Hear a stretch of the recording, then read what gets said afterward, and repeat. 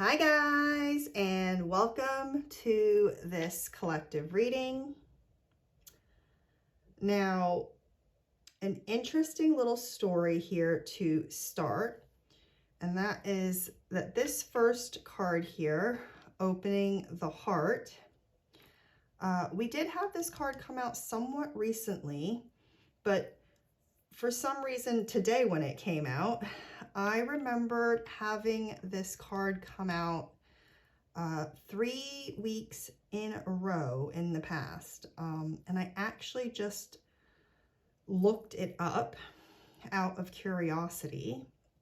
And it was in February and March of last year that we got the Opening the Heart card come out 3 weeks in a row. So I really feel an affinity between this card and this time of year, right? And what is this time of year? We just had Imbolc and Candlemas, which marks the midway point between the winter solstice and the spring equinox. And this is the time of year we get the first signs that promise spring's impending arrival, right? So we are very much still in the energy of winter. But as we sit and are in this cleansing process, right, that being in depths and darkness brings us to, this is the time of year that hope starts to spring forth. So just like this card down here, which is the gateway, we are seeing the light at the end of the tunnel with this hope. And I really see this card today, especially with what I've just said about being in between the winter solstice and the spring equinox, right? I see this card as holding the energy of Persephone as she's preparing to leave the underworld, so she can spend the spring and summer, right, rejoicing with her mother, who's Demeter. And Persephone, right here, right, she is the queen of the underworld, right?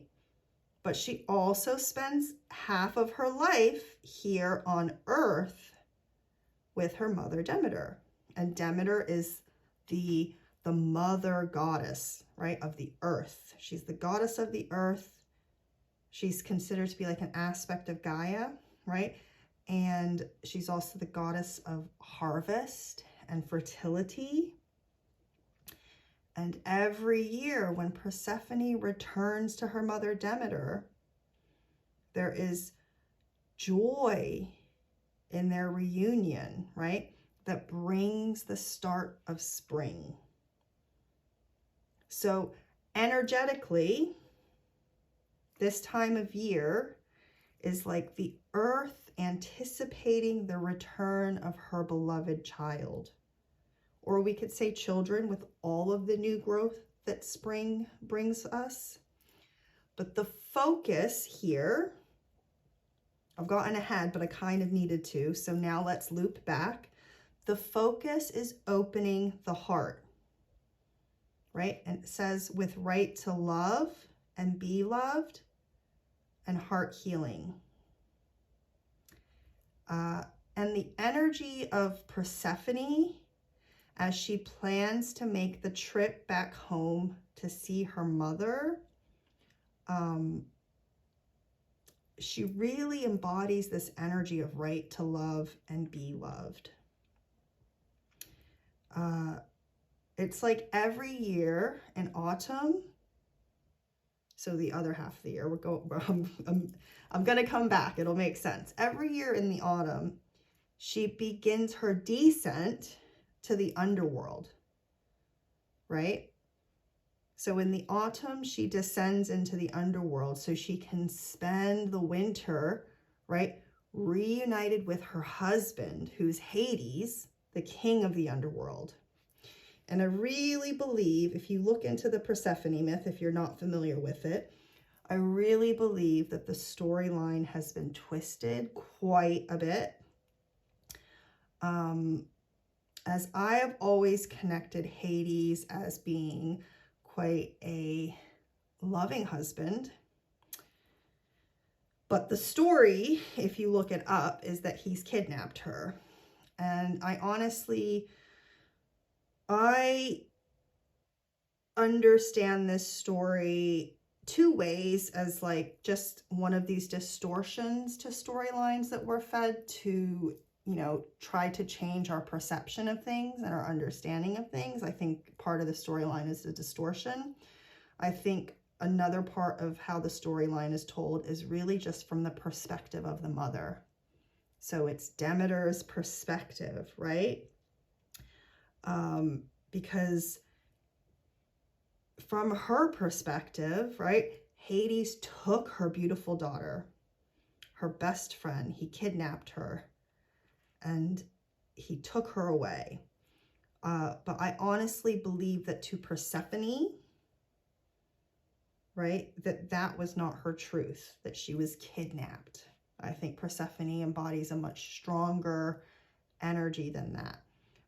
You can kind of also see it as how our shadows take us over, right? But actually this descent into the underworld is something that we need to do on a regular basis. We need to, you know, this is why it happens every year. We get an autumn and a winter, so we can work with our inner world so that when the time comes to express ourselves in the spring and summer, we are just shining beacons of light. So Persephone really embodies this ability to really being able to open her heart, and I believe see the beauty that comes out of living in balance between facing the darker aspects of life and being able to overcome them to the point of having rulership over them, because she's the queen of the underworld. So no longer letting your shadows control you. This is the point when you say, nope, I'm not doing this, right? And insert your negative trait in this spot. I'm not doing this anymore, right? I acknowledge, but I'm choosing to face it and rise above. This is what you're telling yourself at this point. And in being able to control this dark aspect of herself, it no longer holds her hostage, right? That's like this Persephone Hades myth, right? That's the mythology. So she is able to rise above and enjoy her earthly life in abundance. So this opening the heart card today is really asking us to make peace with our shadows and to make the preparations necessary to pull yourself up and out of whatever mindset your shadows are holding you in. So this is seeing yourself as someone who has the right to love and to be loved, just as it says right here on the card, right? And what was I saying? The right to love and be loved, shadows and all, right? And to rise above them. But it's not instant. So this is a time of preparation. So that, you know, as it reads on the bottom here, open doors, opportunities, and right timing. So when the gateway opens, you are ready to take these opportunities, right? Because you're doing the work now to open your mind to being able to say yes when these doors open, when the opportunities present to you, right? To be in the right timing, this is about heart healing now. seeing yourself as a being of love and really allowing yourself to connect with that. And if you aren't there yet, you need to face why. So when the gateway does open, you're able to go through it, right? Because nobody wants to be stuck in their shadows, duh, right? Because this is depression, anxiety, just the world feeling like too much. We need to rise above, right? You don't want to get stuck in it. So next we have ether and matter, nothing and or no thing and everything, basically. And this reads, spiritualized matter, new life, sparkles, and bedding in the light. And this is all about honestly flooding your being with Christ light, Christ consciousness. This is recognizing yourself as an earthly being that is connected to everything, right? It's seeing the immenseness of who and what you are.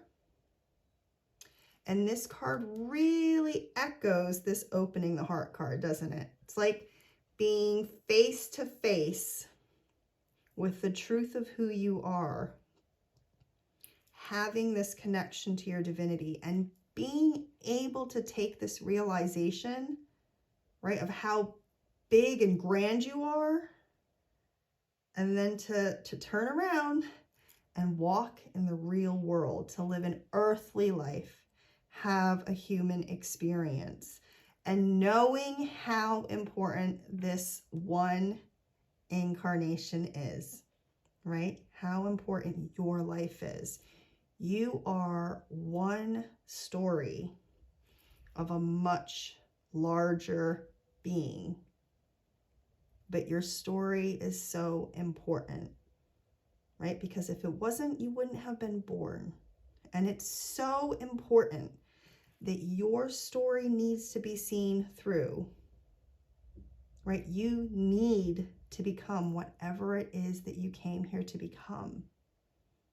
And if you're having trouble figuring out what that is or how to get there, right?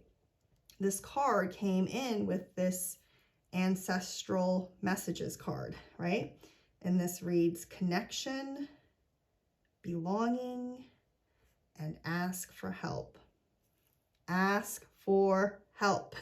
If you don't know what to do, just ask for help. And with connection and belonging, this is what allows us the humility to ask for help, right? Because when we feel connected, that we belong, that we have a place, that we are cared for and loved, asking for help isn't so scary. When you are afraid to ask for help, there is a part of you that is scared that you're not worthy of it, or that you'll be judged for needing it or turned away. It's a raising of arms and surrender. Like that's the feeling of asking for help, right? Knowing that you can't do something alone anymore. And it's really scary when your foundation doesn't feel solid, right? When you have a solid foundation for your worth and you feel connected to your divinity, you trust in your guides, you trust in your connection to Christ, you feel the support of all those who came before you, holding you up and rooting for you. When you are able to feel that, asking for help is easy. And this is what you are working on in your heart healing, right? And rising above your shadows and letting go of these negative energies that really hold you back in life.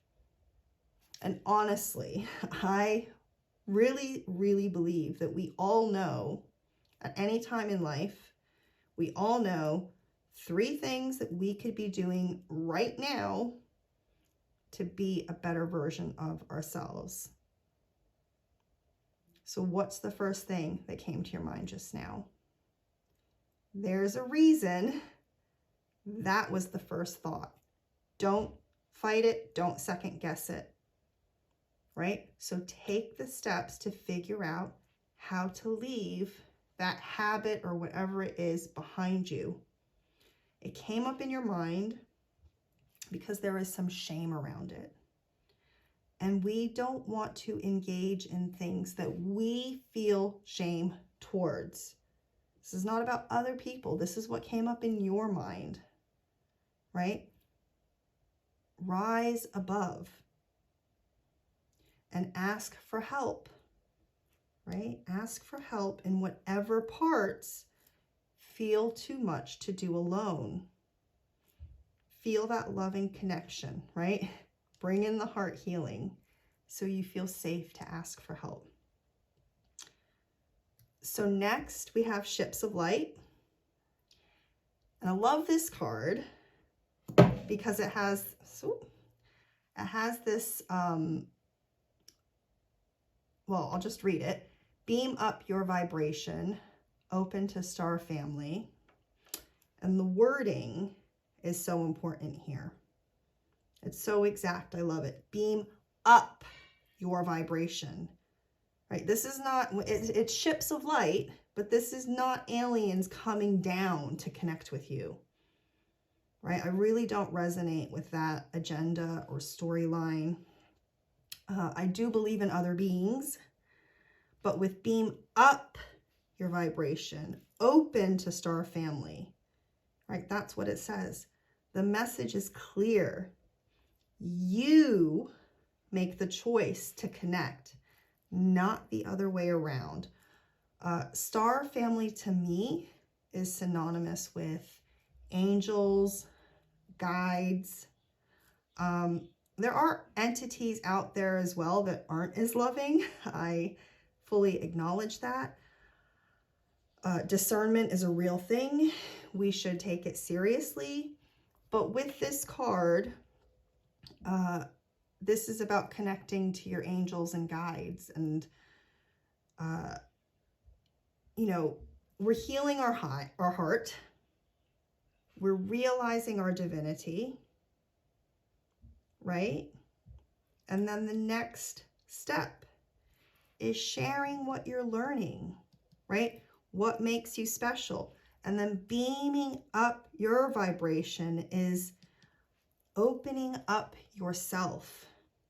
So in opening the heart, the end goal is that you see yourself as important enough that you're actually also sharing yourself back to your angels and guides. There's, you know, it's a give and a take. They're here to help us because of what they also receive. It's not a selfish give and take. It's just a natural pattern, right? So see yourself as worthy, right? As something worth sharing with the greater collective. Ships of Light, this card is about knowing what you have to offer, seeing yourself as somebody that has something to offer, right? Even to higher beings, that you are in service to them as well, right? And the reversed King of Swords, I'm getting two reads out of this.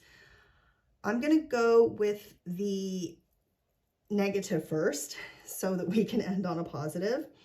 But this also, it isn't super negative. Because, well, I kind of think everything has, you know, it's pointing something out that needs to be seen, right? It's seeing a part of yourself that needs working on. And we know we're trying to come out of our shadows. So it's nice to have a pointing of a direction to it. It's serving a purpose. So we know what we're looking at, leaving behind, right? So it's not really negative, but it is a negative. Let's be real. It's not nice to hear. That's what I mean when it's a negative. It's not nice to hear, but sometimes we need to hear it. So the King of Swords reversed, all this yammering on that I'm doing, it basically embodies someone who talks the talk but isn't walking the walk, right? It's having lofty ideas that are being voiced but not putting any effort into them, right? So with the King of Swords reversed, there is a lack of success as a result of not planning. And remember, we literally started this reading saying, make plans now so that we can rise above later when the gateway is open, right? So we can step through the gateway when it opens for you. And we're getting this idea that there's maybe been this resistance of making plans. The good news is you have the lofty ideas.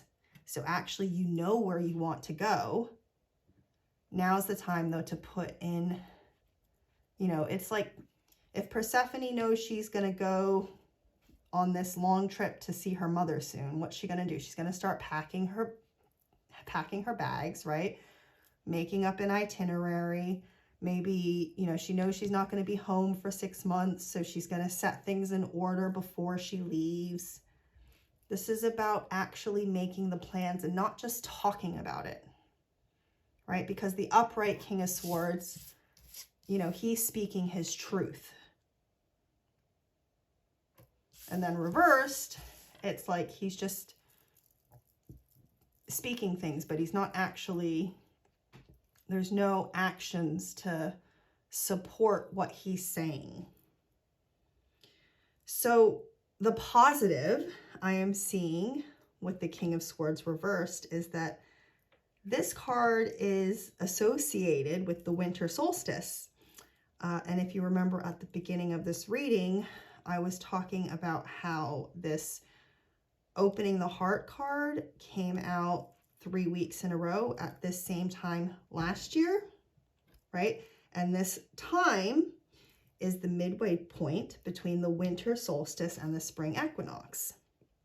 So with that being said, because I'd already said that before thinking this part through, I really see this card pointing behind you, right? And right now, you have the opportunity to make plans, right? Match your actions to your words, to your ideas and ideals, so that this heart healing can occur, right? And that will really shift stuck energy that's been inside of you so that you can really feel you are moving forwards in life again, right?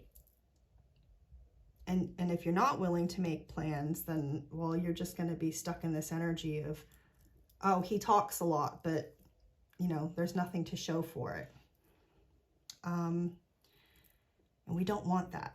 So do the work now. And that is this week's reading. I'm really loving it. If it is resonating with you, I truly hope that you are seeing and understanding how you can begin this work. If you do still have lots of questions in your head, I do offer personal readings. They are on a very limited basis, but I always try to get them back to you as soon as possible.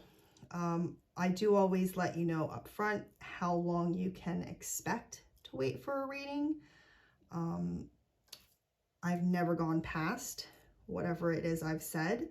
So if you are interested, just drop me an email. I will post the address in the description box below. And personal readings are just so much more direct with the guidance that comes through, right? Obviously. So just drop me an email if you are feeling called to one, or you can message me on Instagram. I'm under the same name there, Nath's Garden, spelled the same as it is here on YouTube. And that's it. I am wishing you all the best as always, and I'll hopefully hopefully be back soon. I will definitely be back in general at some point. Yeah, so that is it. Bye, guys.